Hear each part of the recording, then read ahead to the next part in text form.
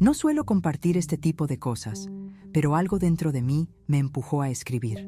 Tal vez porque, por más que haya superado muchas cosas, este episodio todavía me remueve de una forma difícil de explicar. Todo ocurrió en un solo día. O mejor dicho, comenzó la noche anterior y culminó al día siguiente. Era Nochebuena, y yo, después de casi 5 años alejada, decidí aceptar la invitación de mi madre para cenar con la familia. No sé por qué, tal vez por extrañarla, tal vez por querer demostrar que ya no era esa hija que todos creían que se había perdido por haber elegido el ejército. Pero desde que puse un pie en ese comedor, entendí que mi ausencia todos esos años había sido menos dolorosa que estar presente y sentirme invisible otra vez. La mesa estaba servida, todo impecable, como siempre.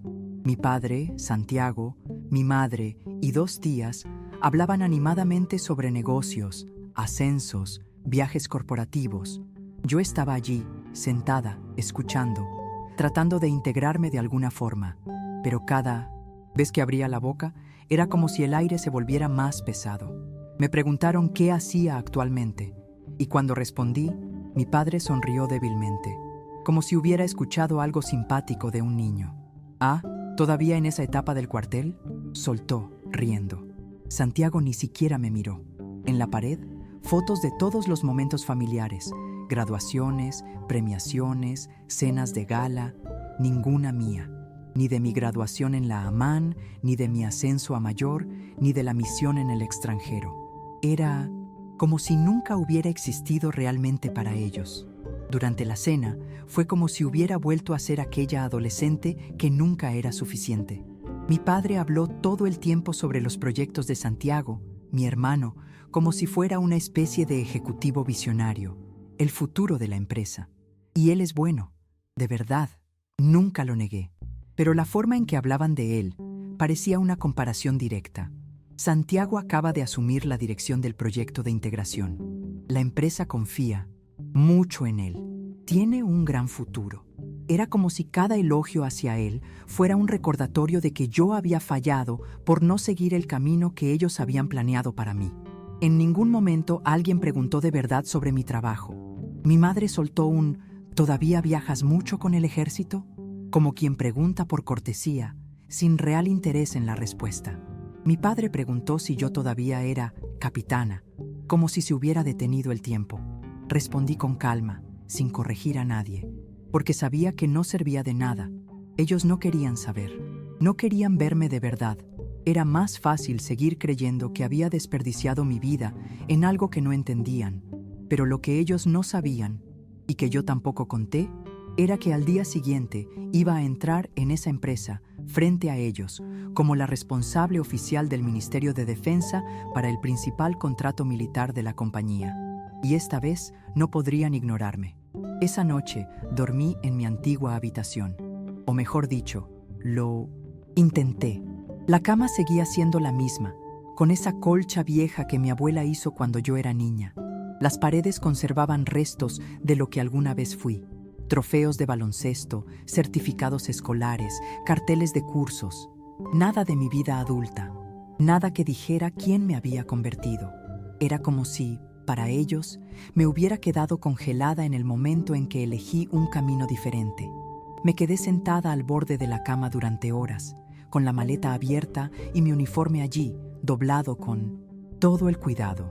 Toqué las medallas como quien toca una parte olvidada de sí misma. Sabía que el día siguiente sería intenso, pero estaba lista. Llegué a la sede de la empresa temprano, con el cielo aún algo gris. Usé el estacionamiento reservado para oficiales de enlace del ministerio. El guardia me reconoció de inmediato, me llamó por el rango y me deseó un buen día con respeto.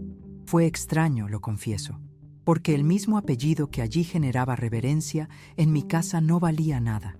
Entré al edificio y fui directamente al piso ejecutivo. El ambiente era sofisticado, lleno de gente con traje, ese silencio de los que se toman todo en serio. Iba con el uniforme completo, cabello recogido, todo impecable. Y allí, parado en el pasillo, revisando una presentación en la tablet, estaba mi hermano.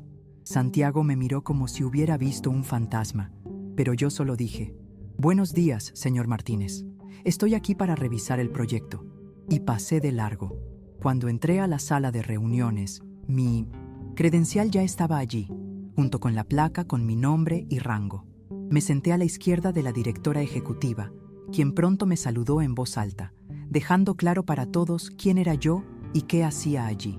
Esta es la coronela Rubia Martínez, nuestro enlace oficial con el Ministerio de Defensa. El silencio fue instantáneo. Desde donde estaba, podía ver el rostro de mi padre congelarse. Entró a la sala unos minutos después, acompañado de 2 colegas, y cuando me vio, tardó algunos segundos en entender qué estaba pasando. No dijo nada, ni hacía falta. Esa pausa fue suficiente para saber que nunca imaginó que yo estuviera allí. No de esa manera. La reunión comenzó puntualmente a las 9 h. La directora hizo la introducción, me elogió por el trabajo técnico en el protocolo de ciberseguridad y luego me cedió la palabra. Respiré hondo y hablé con claridad. Presenté el estado actual del proyecto, el análisis de los sistemas y la lista de ajustes que aún debían realizarse. Hice preguntas, pedí documentación, exigí explicaciones. Cuando llegó el turno de Santiago para presentar su parte, se notaba que estaba incómodo. Intentó mantener la compostura, pero la voz le falló cuando le pedí que explicara un punto técnico específico. Tartamudeó. Le pedí que revisara los datos y entregara un nuevo informe antes del jueves. Sí, señora, respondió. Y fue recién ahí cuando lo sentí. El respeto había llegado, no porque lo exigí, sino porque lo demostré. Cuando terminó la reunión, me quedé unos minutos más organizando mis notas. La gente fue saliendo poco a poco, algunos lanzándome miradas que conocía bien. No era sorpresa, era reconocimiento. Uno que otro incluso se acercó a comentar sobre el proyecto, todos con ese cuidado que se tiene con quien porta verdadera autoridad. Fue solo cuando el ambiente se vació que vi a mi padre parado en el pasillo, apoyado contra la pared de vidrio, como quien necesita aire. Me acerqué despacio. Me miró con esa misma mirada de cuando yo tenía 17 años y me dijo que el ejército era para quien no tenía opción. Solo que ahora ya no estaba tan seguro de nada, y esa duda en su rostro ya era una victoria. Intentó iniciar una conversación, preguntó si podíamos hablar. Asentí con la cabeza y fuimos a una sala más pequeña donde mi madre y mi hermano ya estaban esperando. Ni siquiera sabía que ella había ido. Ese ambiente tenso de conversación que nadie quiere tener. Me miraron como si recién entonces me estuvieran viendo de verdad. Mi padre preguntó desde cuándo era coronela. 6 meses, respondí. Hizo un gesto extraño con la cabeza, como si no supiera si tragar esa información o no. Intentó decir que nadie había entendido lo que significaba mi carrera, que nunca pensaron que fuera algo tan serio. Dijeron que esperaban que yo avisara. Pero ¿cómo explicar algo a quienes nunca quisieron escuchar?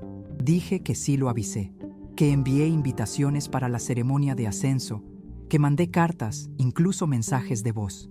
Nadie respondió.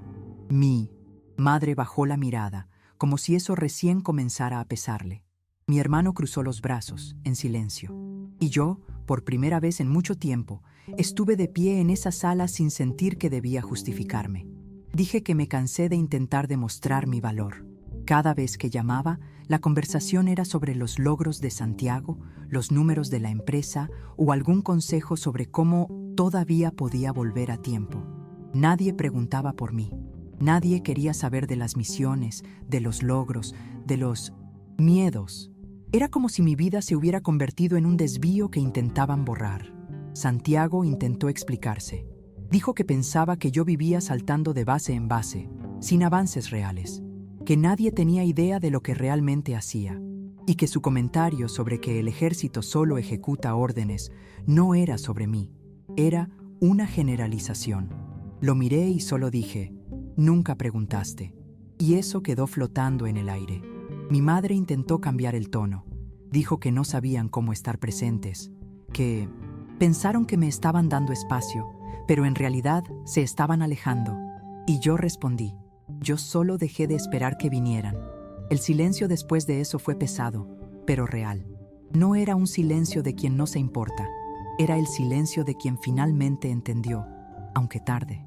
Mi padre preguntó qué quería ahora, si era una disculpa, un reconocimiento público una publicación en el mural de la empresa.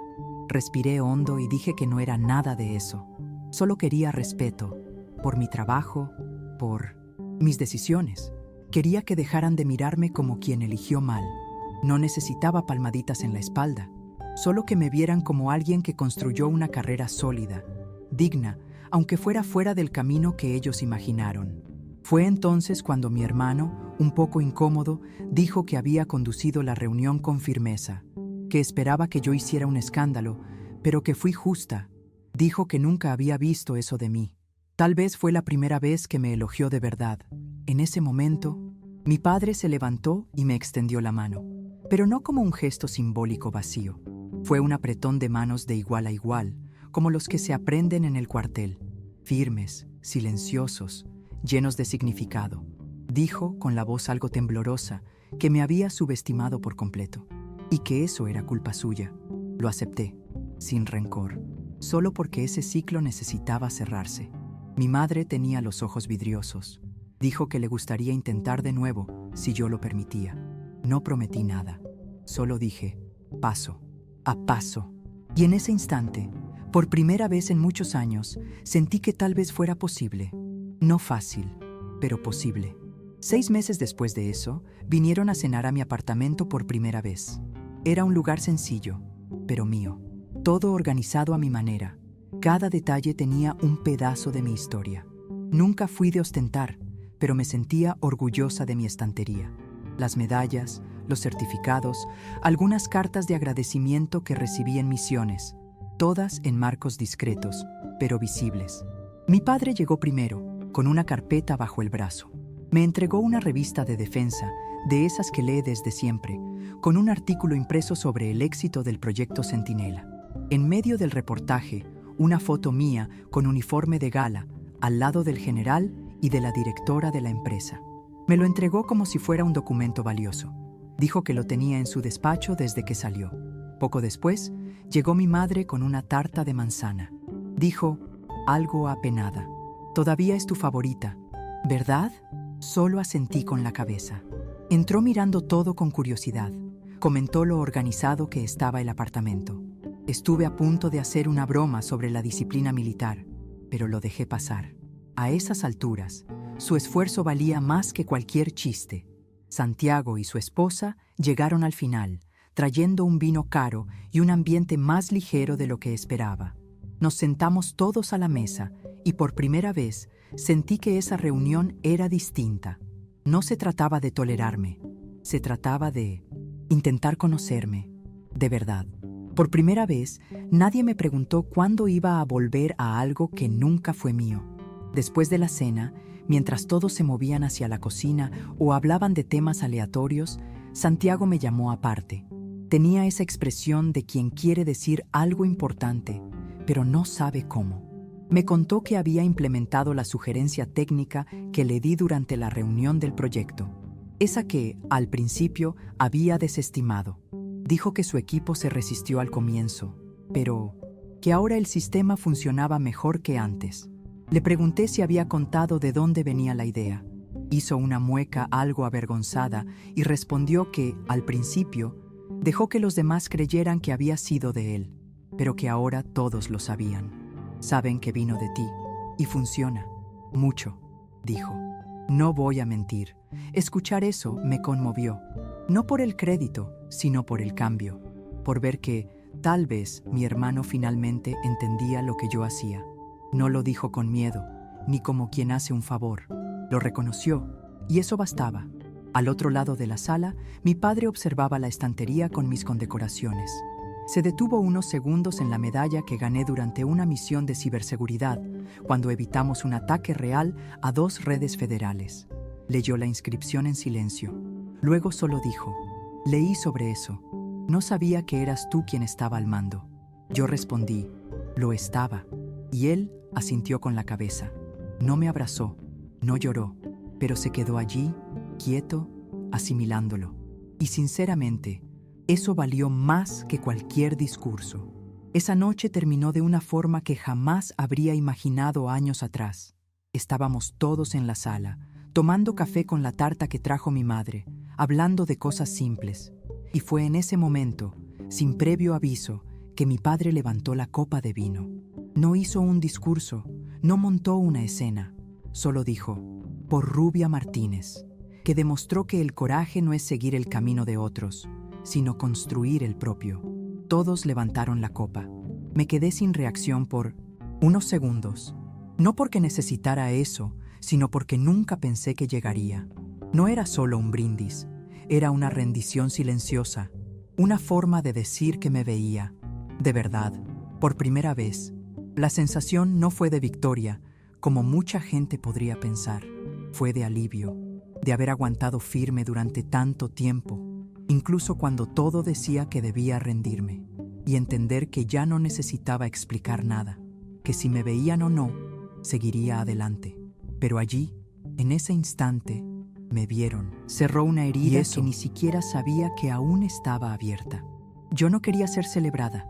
Quería ser reconocida como alguien que construyó algo digno, alguien que no traicionó a su familia, sino que tuvo el valor de ser diferente. Y ahora, ellos lo sabían. Aunque todavía estuvieran aprendiendo a lidiar con eso, ya no era negación. Era aceptación. Lenta, sí, pero real. Después de que se fueron esa noche, me quedé sentada en el borde del sofá, mirando la estantería. Tomé la revista que trajo mi padre y la hojeé de nuevo hasta llegar al artículo. La foto, las palabras, todo allí me recordaba cuánto había conquistado sola. Pero, por primera vez, eso no se sentía solitario. Seguía siendo mi mérito, claro, pero ahora había espacio para algo más. Reconciliación. No con promesas ni abrazos de película, sino con gestos simples. Una revista entregada con cuidado, una tarta hecha con recuerdos, un reconocimiento susurrado entre miradas. Eso fue lo que lo cambió todo. No el cargo, no el título, sino la forma en que finalmente pude existir allí, completa. Hasta hoy hay gente que no entiende por qué esa reunión fue tan importante para mí. Para muchos, solo hice mi trabajo.